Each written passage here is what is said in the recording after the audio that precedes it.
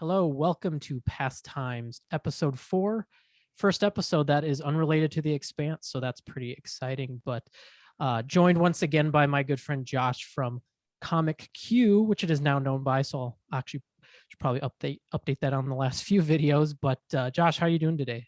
Doing good, man. Yeah, I'm really excited to talk about our favorite three video games. Mhm. I got some good ones in mind right now, so I'm excited to get into those, and I'm really excited to hear what your favorites are. Yeah, absolutely. So before we jump into that, though, was this a hard list for you to come up with, or is it fairly easy for you to slot in your No, three? no, you brought this idea up, I think, a couple weeks ago, and basically ever since then, like just in the back of my head, I've been wondering, like, okay, what have been my best experiences with video games? Why did I enjoy those experiences? Why did those video games jump out? And I'm the type of quote unquote gamer that has played like quite a few different platforms, starting from like when I was a kid, the first Nintendo, actually even before that with the Atari, and all the way Mhm. up to modern PC gaming. So this was a challenge for sure to narrow it down. Yeah, it was pretty tough for me as well, just given like I would think of a few and then I would think of another one later on and be like, I don't know, that might jump this one. That's why I was like, maybe at the end we'll go over a couple honorable mentions if we feel like doing that. So since you're the guest, I'll have you go first. So give me your number three and just any background you want to give into why it's on your list. Number three. All right. So when I was a kid, my mom got my sister and I the first Game Boy. You know those big bricks that uh, a little bit hard to carry around. But as a kid, this was the first like mobile gaming I had, so I was crazy with it. Had the little light that attached to it, so you could play in the dark and all that. But one of the first games I played on that was Super Mario Land 3, also called Wario Land. And I loved that game. I Mm-hmm. played that game through so many times. That was just hours and hours of my childhood life from, I don't know how old I was, maybe like 7 or something, playing that on repeat. So I don't know if you've played that game at all, if you're familiar with it. Yeah, Um, I'm familiar with it, but it's been a long time, quite a long time. yeah, so it's one of those games that was really like kind of ahead of its time in some ways, in that there were multiple endings. Um, it was currency based, so it had an in-game currency that you could use Oh to wow. exchange for things, and then of course it had the typical Mario platformer type thing, little mini dungeon crawls that you could go up against mini bosses, and there were puzzles to solve, and yeah, I really loved that game. The power ups were cool. There was one power up that gave you horns so you could like stick to the ceiling and then like smash down and like basically crush people with your butt, which was a lot of fun. And then there was there was one where you had like this it was like a dragon head so you could spit fire. And then there was a jet one that kind of looked like the wings of Mercury, that made you fly. So and then all of these power ups, like they were cool, but then in the game they had, at least as I'm recalling this now, if I were to play it again, it would probably be a lot easier to go through. But at the time, it was at the time it was like a nice challenging thing trying to figure out, okay, which power up do I need for this scenario, and what coins should I save up? Because depending on the number of coins that you had by the end of the game, that determined what kind of outcome you would have. With there was a genie at the end of it that you would give all your coins to, because Wario is trying to like buy this castle because he's jealous of Mario. And yeah, really, really loved that game. One of my favorites. Wow. No, I'm familiar with it, but I had no idea any of the backstory around like the coins and the multiple endings. So that does sound pretty ahead of its time because I'm not aware of a lot of games that are that old I think that do 1994 that came out, yeah, something like anything that. that's So quite that robust or complicated in terms of the potential. So a lot of replay value it sounds there like. was, yeah, definitely, because there were, I think, 5 or 6 different endings. I mean, the endings weren't like super in depth or Yeah. anything, but basically what it was is the genie would give you a quote unquote castle, based on the number of coins you gave him. And that would range from something like a really magnificent castle, or actually, I think the biggest one was like basically an entire planet that had Wario's face like on it. So that was like the biggest prize. And then it was like if you only had a few coins, then you would get like a log cabin or something. And yeah, I remember playing it all the way through, trying to get each of those endings unlocked. Wow. Well, that sounds awesome. Yeah, nostalgia for sure. It was hard not to put that up higher on the Yeah. list, but since it was not a very in-depth game and not, you know, we'll talk about some much more, Yeah. well-developed games. Right. No, nostalgia, I've come to realize as I've gotten older is perfectly fine in terms of if the reason you still love something is because you're kind of brings a lot of nostalgia back to you in terms of a specific time in your childhood or something like that. I think that's more than fine to still love something in terms of especially in the gaming side of things. Absolutely.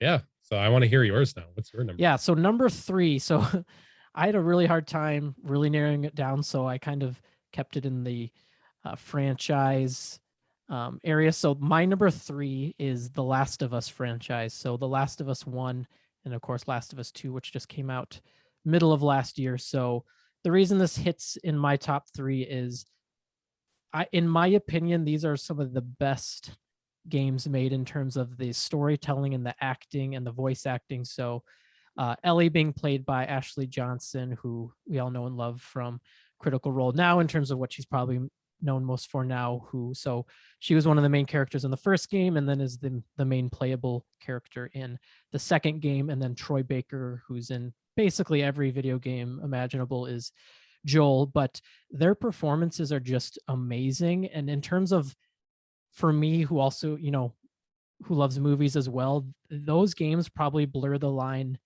more than any other franchise or games, in my opinion, in terms of the cinematic side of things from a gameplay perspective, especially on the second one, as well as the actual scene. So all the scenes that you see, cutscenes, are all motion capture acted. So you're seeing real performances happening, but of course, the digital side is being overlaid in terms of how they actually look and all that. But there's just so many incredible scenes in those games. So for me, that's probably why I put those games in such high regard. And then middle of last year, when The Last of Us 2 came out, I went through this huge slog of games in my backlog, and that was just one of them. And I just remember being absolutely flabbergasted by how good it was. And it was one of those games that before it came out, it had a lot of controversy surrounding it because there were some leaks about some of the things that happened in the game, as well as some people feeling like it was being woke or social justice warrior type things. And luckily, I avoided any of the spoilers that were released on Reddit.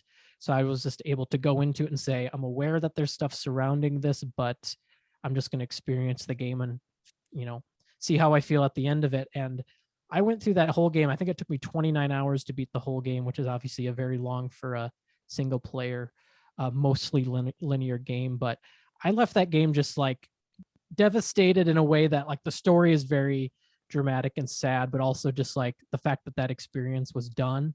I think it's one of the best looking games still out there in terms of, well, it just came out last year, but still one of the best looking games, one of the best acted games. Gameplay is incredible in terms of some of the stuff you can do. So just so many great moments. But yeah, I had to include that just because I think in terms of where it sits for me in terms of just media in general, those games are just amazing. I would not have guessed that would be your number three.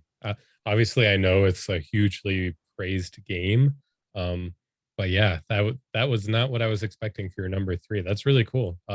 That game has been on my to playlist for a long time, and since it made it to your top three, I'm bumping that up. I need to Yeah, play that yeah, ASAP. That I'm completely surprised by that. Like, and it makes sense. I've heard only good things about it. Yeah, so I'll have to check it out. I know very little about the game, which is probably good. Like I've yep, intentionally, because I heard the hype about the game, and I'm like, okay, I want to go into that game as blind as possible. So like over the last few years, I've intentionally avoided any discussion threads on Reddit or wherever else about the game.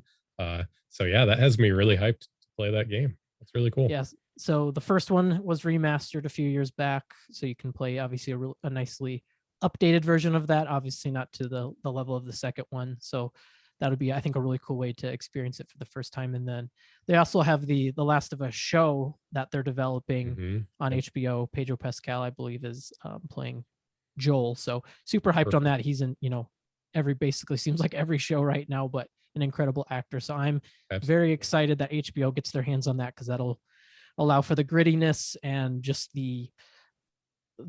it's probably my favorite zombie designs out of any of the zombie shows or movies out there in terms Mhm. of there's different types of them. So I'm very excited to see them on the screen and see how they portray that. So yeah, I'm very excited to when you get to the point where you play those, just because again, it's one of those games where I wish I could play it again for the first time again. So Yeah. hopefully you'll get to do that soon.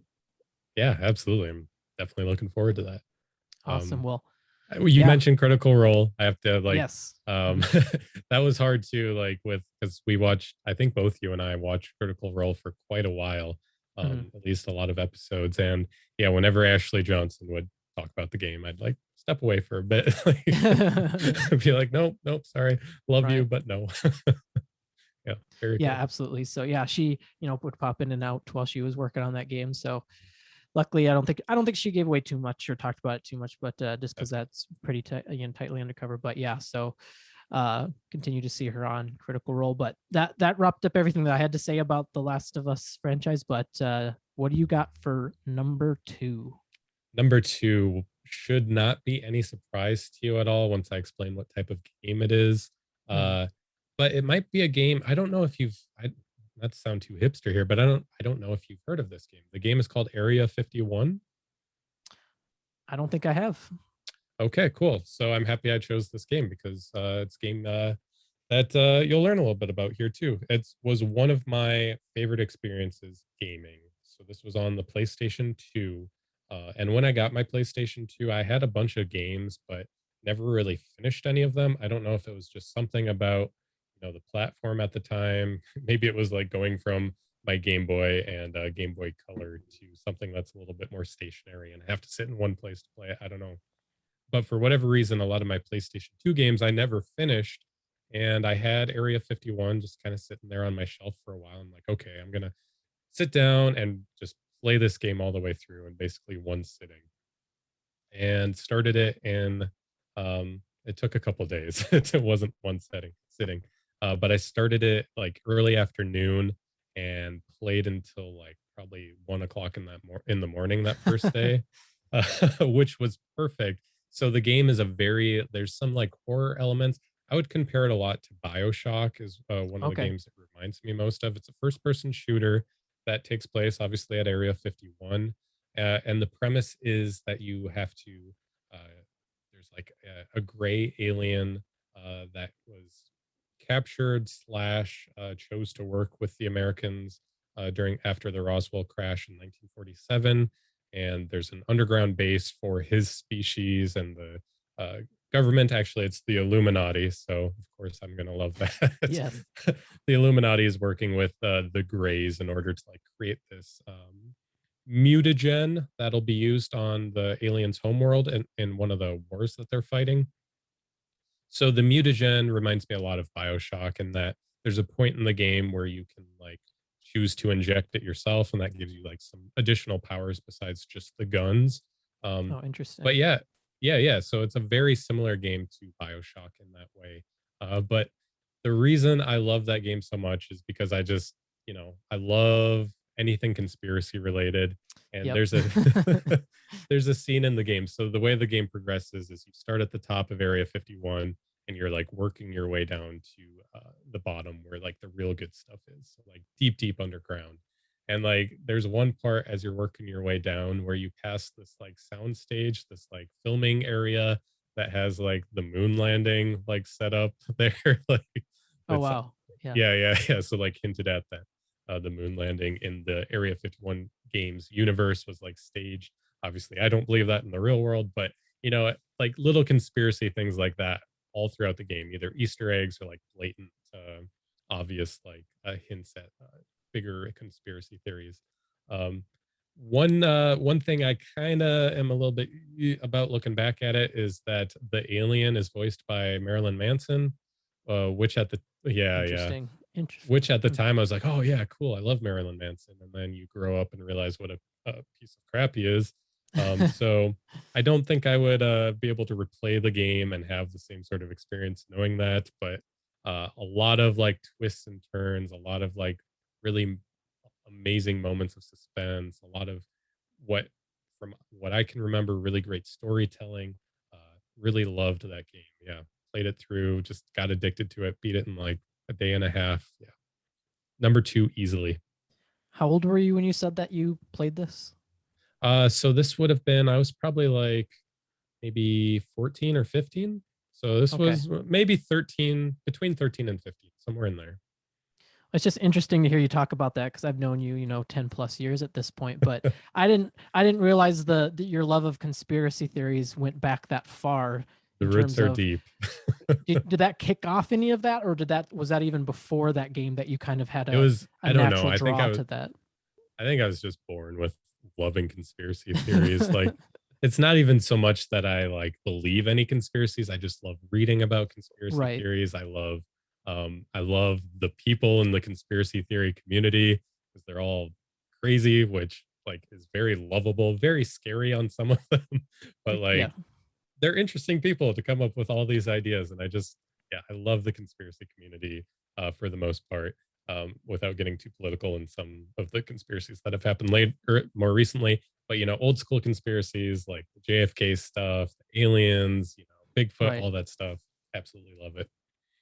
Well, I certainly find that stuff fascinating as well. Is reading about. I don't really believe to your like you said a lot of conspiracies myself, but it's always fascinating to hear how they got to that point or why they think the way that they think about that. But I'll have to look up some gameplay on that because I have Yeah. not familiar with it at all. So I'll certainly take a look at that after we're done talking about the rest of our games here. But yeah, very excited to look into that. But it is funny that you bring up Bioshock in terms of this game because I'm not including the franchise, though I do love it. But Bioshock 1 is my number two.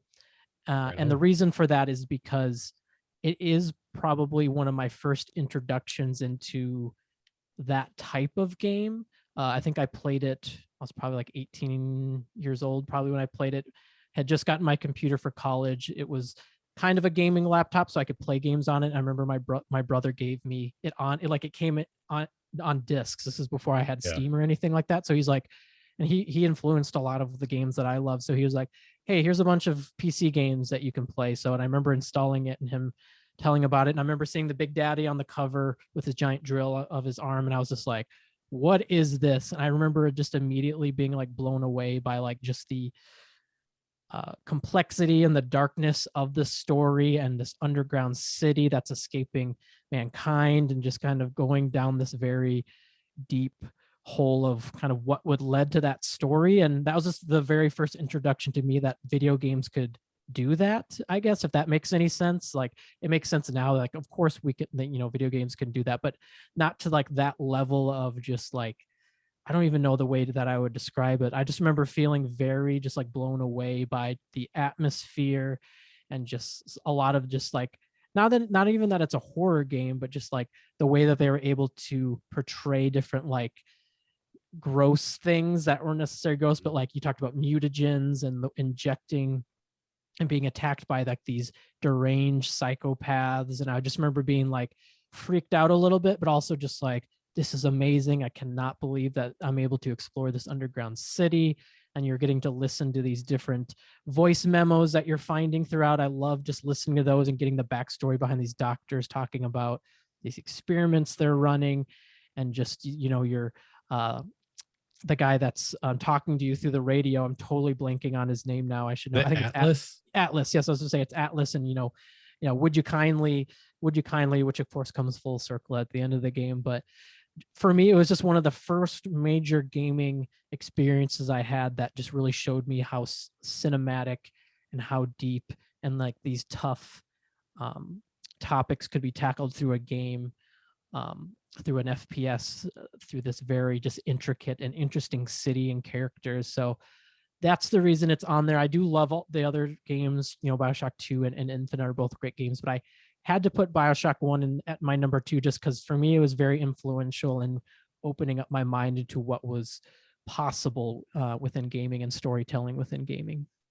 I gotta say, it was really hard not to put it on my list too, uh, for the same reasons. Just completely blew my mind for what video games can do this. Are you serious? That's amazing. I'm going to find every video game like this in the future, and I kind of did. But yeah, really Mhm. incredible game. Yeah, hands down, probably my favorite in terms of like just atmosphere in a game. I think that's probably one of my favorite.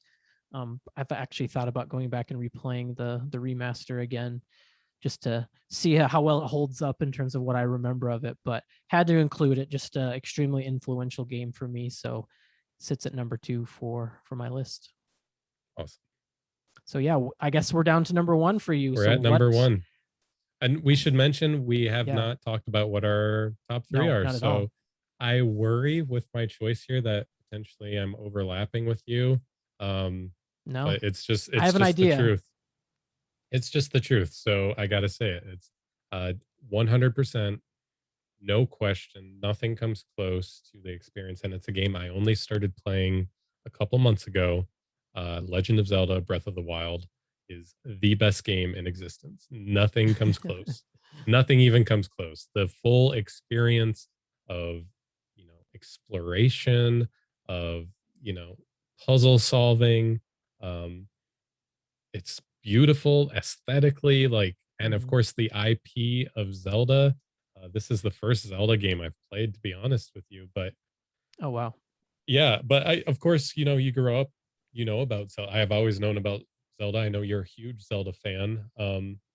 It's Mhm. not an unfamiliar territory. It's very nostalgic, despite not having played the previous games. But nothing comes close to the experience that I've had with this game. Completely enthralling, completely captivating. Uh, it's the best game ever made. Point blank. You know, I remember you mentioning that you were getting a Switch and Breath of the Wild and being very excited and being like, I want to talk to you about it, but I know we'll probably talk about it on one of these episodes. But I didn't realize you had not played any of the other Zelda games as well. So I thought Not maybe you were a to little a from. little bit like here and there, like, but never through all the way. Never in any Gotcha. serious amount. Nope. Yeah, no, that's very interesting because just because how different it is compared to the other games within the franchise in terms of just the massive overworld and the exploration side, which is not as uh, a focus on the other games. So Nintendo's always been willing to take chances with the Zelda franchise, which is one thing I do like in terms of graphical style, the type of game, the different gameplay elements. And then Breath of the Wild, they took a huge gamble on in terms of like, this is very different from the other games in terms of not having traditional dungeons and the less, linear story. But I have to agree, it is up there for me as well. I just remember seeing the gameplay for it online before and being like, okay, this looks pretty sweet. And then just playing it and just being absolutely engrossed and just playing it, exploring every possible thing I could. And I know I haven't probably even scratched the surface I think the 2 times I've played through it. But for you as somebody who's played it, like what about this game has made it in terms of it being your favorite game of all time, especially being probably the most recent game you played? Is it the uh, exploration? Is it the world itself? Like, what is it about the game that just made you go, "Yep, this is the best game I've ever played"? So there's gonna be a little bit of what's the word? A little bit of recency bias since Oh, I played sure. it so like within the last few months. So of course that's there. It's most present in my mind. But as I've been playing it, I've been comparing it to every other game I've played, and it's Hmm. the sort of gameplay that I've always wanted in a game, but never fully experienced. It's just the freedom. There's a lot of freedom in the game, the exploration, just the ease of comfort of the game. Like it's not a complex game. Maybe it's just because I'm at this point in my life. But when I sit down to play a video game at this point, I don't necessarily want something that I really have to invest in terms of like learning different mechanics or like Oh, sure. having that learning curve be so steep. it really invites you in right away. I feel like anybody could pick up this game and immediately start playing and enjoying it, even if they've had zero experience with video games. And so for me, it's just kind of like hit all of those points that I've always wanted in a video game, in terms of both the aesthetic, exploration, and just general like that basic post apocalyptic setting. I'm very, very fond of.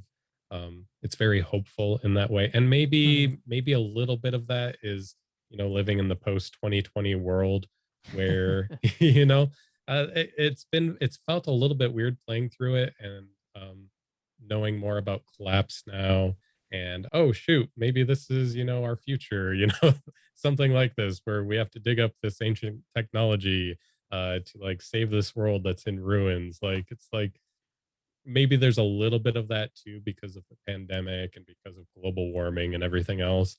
But to me, it just strikes me as very hopeful and a very beautiful experience. Yeah, it's interesting you bring up the post. I don't want to say post COVID world because we're still very much living in COVID world, but um, that part in terms of influencing how you feel about this game. And it's interesting to hear you say that just because I think outside of that, when this game came out, I think it's been about over 4 years now, which is kind of crazy to think about. But the game when it came out was like it had nominated for a ton of Game of the Year awards, and again was one of those games when it came out. It was like we'll see how people feel about it, just because it's so different from past games. But it I the thing that you said that I think I agree with the most was just in terms of like the gameplay just making sense, because the way I would describe it to somebody is it's a very it can be a very complex game in the regards that you can do a lot of things, especially like on the physics sides of how you like approach doing something. It's like you can fly over it, you can fight through Right. it, you can drop a rock on it, you can throw a bomb that then makes this thing, or you can pick it up with Mhm. your magnesis and drop it in it. Those little things is what I love, because you can like go on like the Breath of the Wild subreddit and watch all these like crazy videos of people doing all these things that you're like, I never would have even thought to do that, like putting certain weapons by each other that are metal that'll cause electricity, that'll do this and this, and you're just like, It's it's amazing. crazy that they built all of these mechanics within the game that build on each other, that can react, that like one person can do and be the only person to have done that specific thing that specific way. So that's why I love going and watching, even like watching Twitch streamers and watching them play and do speed runs. I'm just like, this is, I never would have imagined or thought to do something like that, and it's pretty amazing. It encourages you, not necessarily encourages you, but it allows you to think outside the box. You are rewarded to think outside the Yep. box, and I love that.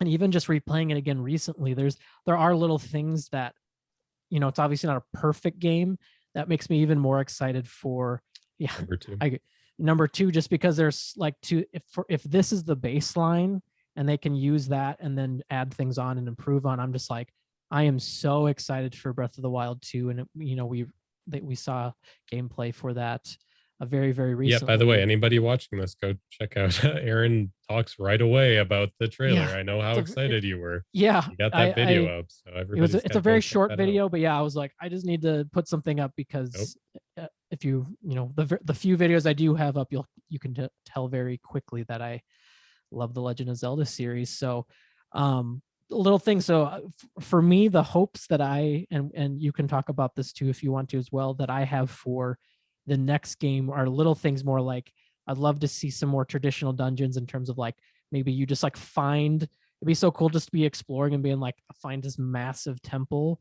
that then you go into, and then there's the um a traditional temple that you would see within Zelda that you go through.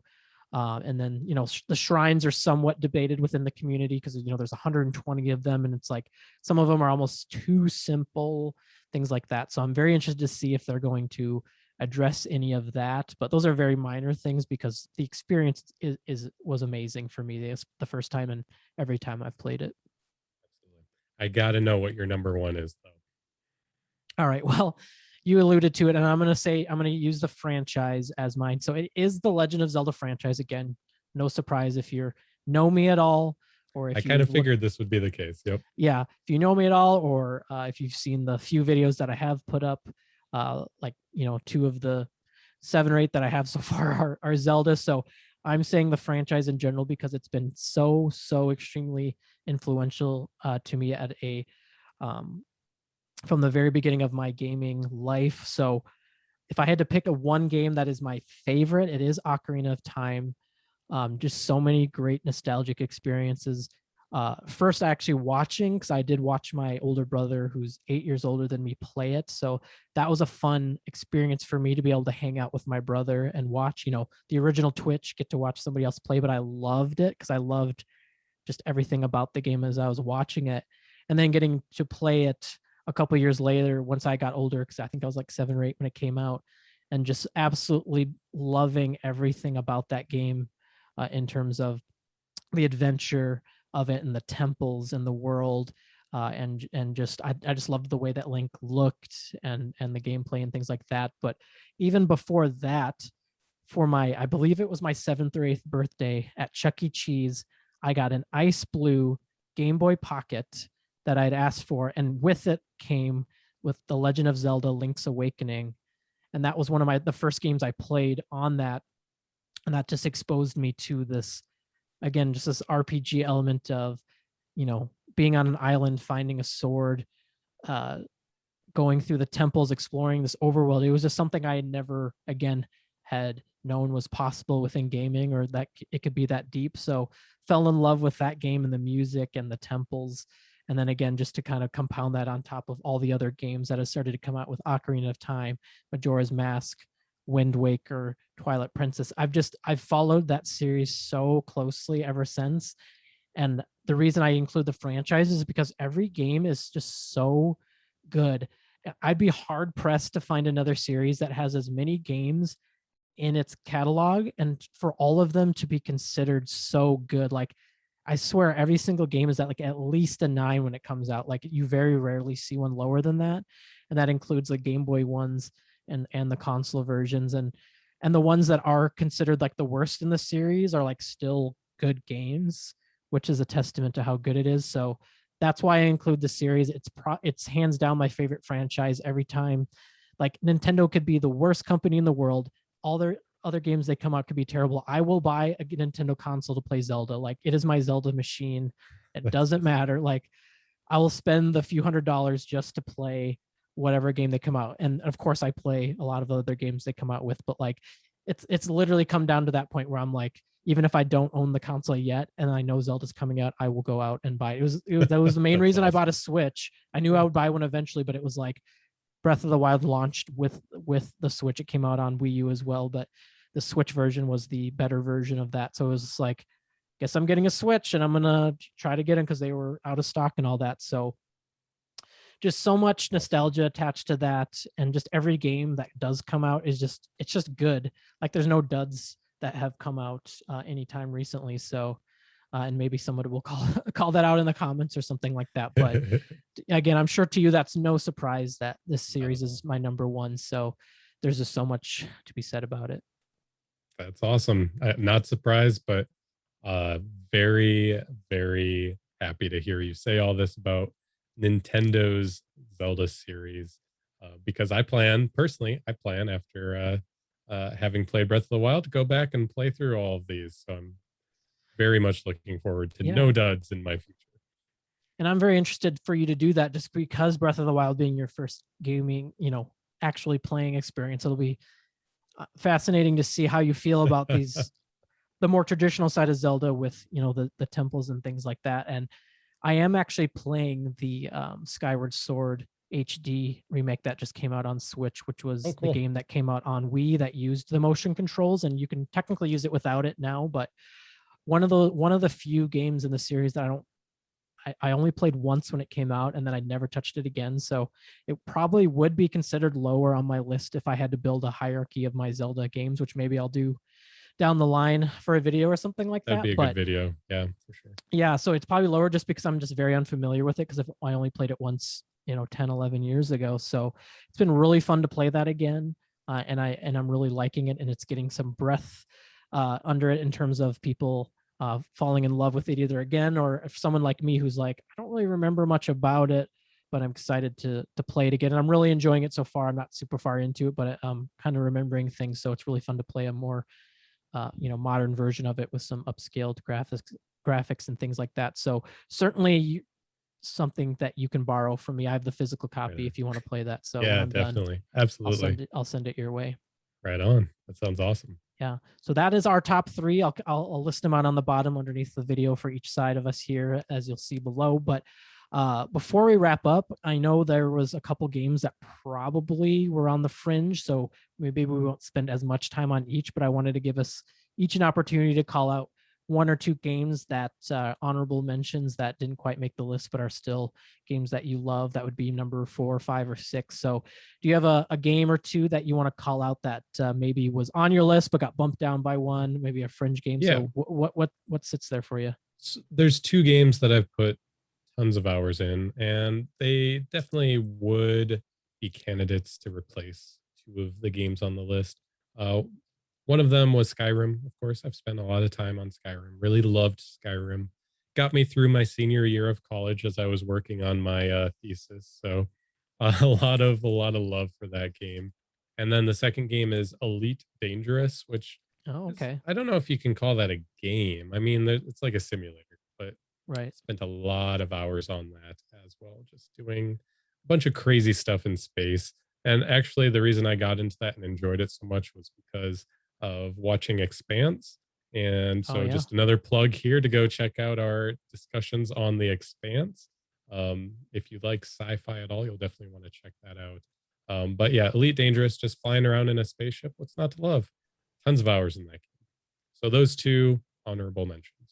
I knew you loved and played Elite Dangerous, but I didn't know you had it on a fringe top three there. So Yep. that's pretty cool. And Yeah, it was very enjoyable experience. it's funny that you say Skyrim because that was a fringe game for me as well.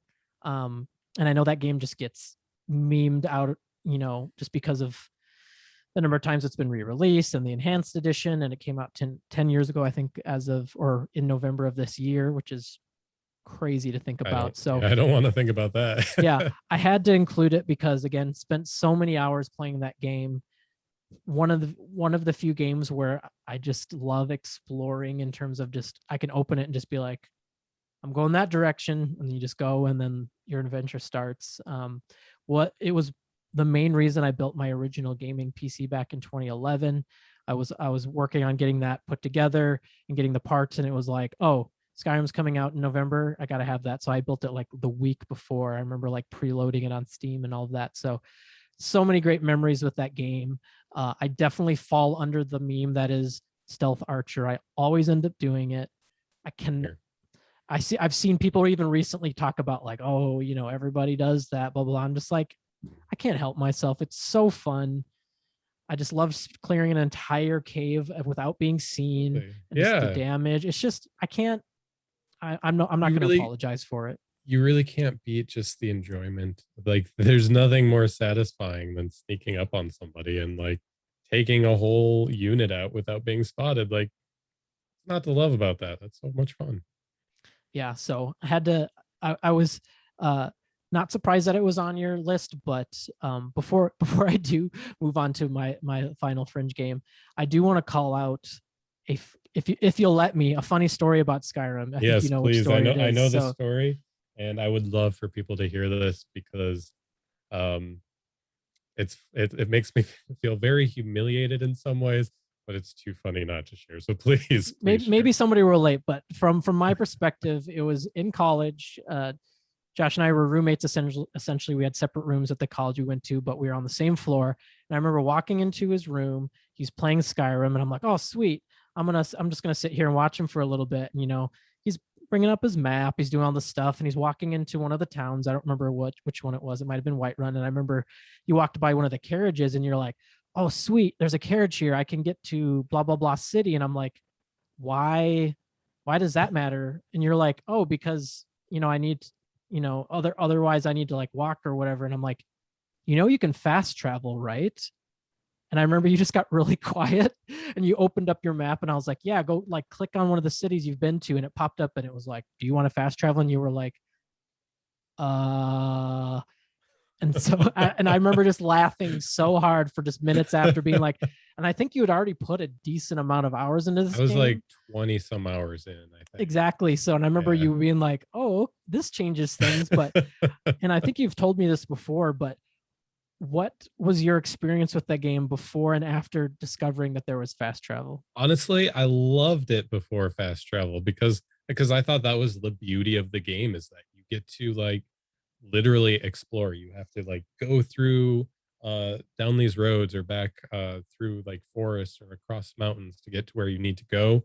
And like there's so much because this was the first game I had played where like as you're going between places, there's so much happening in between those Mm-hmm. places. Yeah. So my thought was, oh yeah, of course the game wants you to experience these things between places. And it didn't occur to me because I think at that point I wasn't like doing too much of the story. I think I was just really having a lot of Right. fun exploring. And Mm-hmm. then once I learned about the fast travel, it's like, oh, okay, well, it's going to make doing the story a lot easier if I don't have to run back and forth between the places. So for me, I have equal enjoyment of both of those experiences of the game because one of them was pure exploration, except for on the chance you get to find a wagon and then you get to speed travel to someplace, which was fun, I guess. Like, Yeah. but then of course, post that moment, that realization that oh, this game, like so many other games, has fast travel.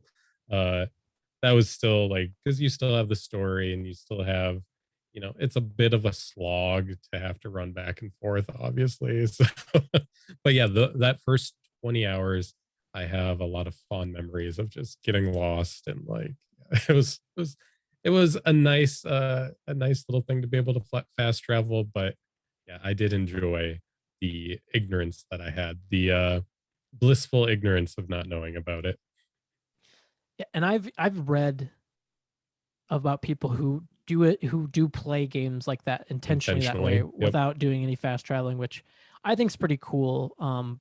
Especially on the exploration side, because again, that was one of the reasons I love Skyrim. It would just be like pick a direction and go.